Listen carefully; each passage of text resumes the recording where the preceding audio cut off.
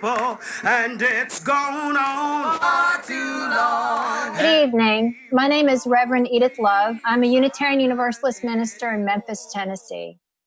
Tennessee has closed 10 rural hospitals since 2012, and there are 15 more at risk of closing. A situation made worse by our Tennessee legislature, who have refused to expand Medicare. This violent policy is killing people. Before COVID-19, 38% of people in Tennessee were poor or low income, a total of 2.5 million residents. This includes 52% of children, 44% of women, 58% of Black people, and 66% of Latinx people, 1.8 million white people.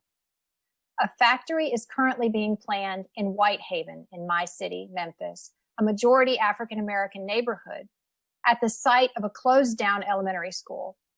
The neighbors are strongly opposed to this project, but they have been denied a public meeting to raise their concerns. And so tonight, it is my honor and great privilege to introduce you to Frank Johnson, who is also from Memphis, Tennessee. Long before COVID-19 killed almost 100,000 people in the U.S., causing disproportionate suffering among poor and low-income people and communities of color, I was fighting a different kind of disease that kills poor people and minorities: environmental racism. I grew up near the Memphis Defense Depot. It was a military installation built in the 1940s. For over 50 years, the Defense Depot poisoned the communities around it, and they were all Black communities. And I want to make this clear, because our community had every income level. A lot of times I feel that we throw stuff off and we excuse it because it's poor people, or we think it only happens to poor people. But this community had every income level. What we had in common is that we were all Black. And we have some of the highest cancer rates in the country, along with birth defects and many, health disorders, cancers that they don't even have names for. Now, my community was subjected to these crimes because, like I said, it was Black. It caused brain cancer in both my mother and my oldest sister, while causing fibroids in my other sister. There have been numerous causes of cancer in people living on my block alone. This is just my street. Now, the Environmental Protection Agency designated the Defense Depot as a Superfund site in 1992. This is a designation that means that the area is so toxic that they really can't do anything with that site until they can deem it as being able to be cleaned up, or what they call diluted in some type of way, or remediated. At first, I thought that all I was fighting for were my neighbors, but now I'm going to have to join with the People's Campaign because a national moral revival is required. We are holding, I'm getting into the wrong thing. The depot, even though it was closed in 1997, they still have what they call a no-dig policy, because during all of these years, they buried things in the soil that they can't locate anymore. We know for a fact that there were about 3 German bombs that were shipped over from, Pine Bluff, Arkansas. And all of these things were toxic, and they're still there. In 1998, my mother was diagnosed with a rare brain cancer. There had been no history of brain cancer in our family up until that point. She never recovered from it. We actually thought for a long time that my mother had had a nervous breakdown, not realizing that where the tumor was centered in her brain caused a complete change in her behavior. So my mother goes to, she becomes aggressive. She left, she ran away like 3 times, and she even tried to stab me a couple of times because of where the tumor was. It shifted her behavior. So after dealing with that, around 2014, me and my sisters and my family are just getting over, the fallout from my mother. My oldest sister collapses at work. We take her to the hospital and discover that she has a cancerous tumor in the exact same place that my mother's was. Jesus. And it caused the same behaviors in her that it did in my mother. Now, my sister was a nurse, 30 years.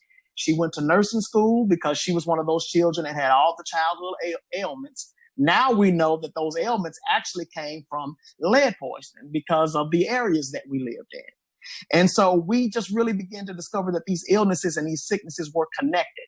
And once we started talking and getting back out into the neighborhood, I realized that almost every family in these communities not just mine, because there were several communities around it, had been affected by that. I mean, we had children growing up with behavioral disorders. We had all types of weird cancers that they don't have names for. A lady helped with my father's funeral 3 years ago, and she had an orthopedic leg. Found out that she grew up in the neighborhood as well, and she was 20 years my senior. And so what we discovered is that not only did this happen in my area, but it happened in so many sections of Memphis, the older Black parts of Memphis, that now we are dealing with generations of people that have been lead poisoned, contaminated, and are basically walking down here with impaired mental capacity and don't even know it.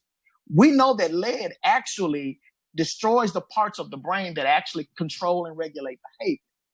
And I did not even realize this until about 4 years ago when I was teaching elementary school, a school called La Rose Elementary. It's about 4 miles from where I grew up. It's on the opposite side of South Memphis.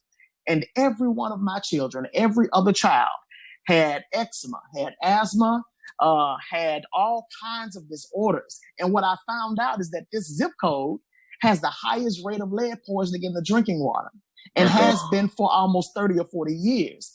And so every one of these children that I'm dealing with, they have behavior disorders already, the same behavior disorders that me and my friends had 30 years ago on another side of South Memphis.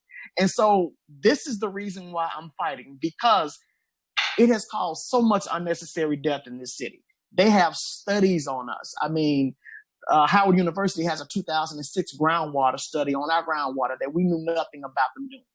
And so we have to join together because we see what's happening in our communities. If it affects our community today, it's going to affect yours tomorrow. And so I just have to say that is why I'm here. And we've been fighting for this even before COVID-19 hit, because we have a right. We are humans, and we have a right to life like anybody else. Well, Frank Johnson, thank you. And Rev Love, and I want to ask y'all a question on that, because we want to be clear. The Poor People's Campaign, you know, we challenge our friends, we fight our adversaries, we push both sides of the aisle. Am I right to say that the city council in Memphis is Democrat, and the governor of Tennessee is Republican? Am I right? Yes. You're right.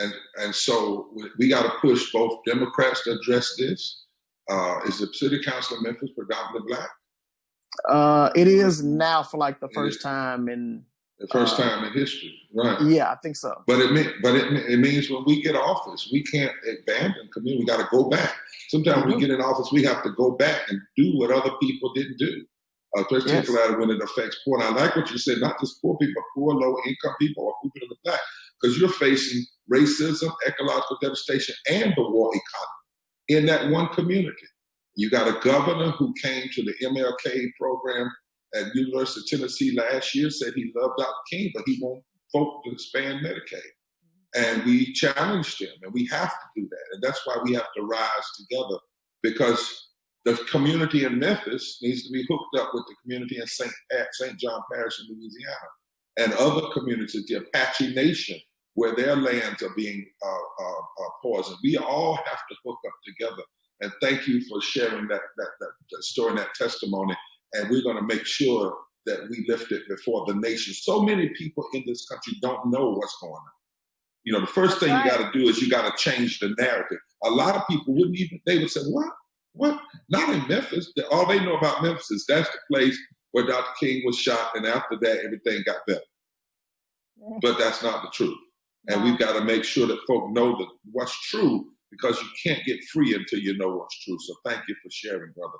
And thank you for what you're doing.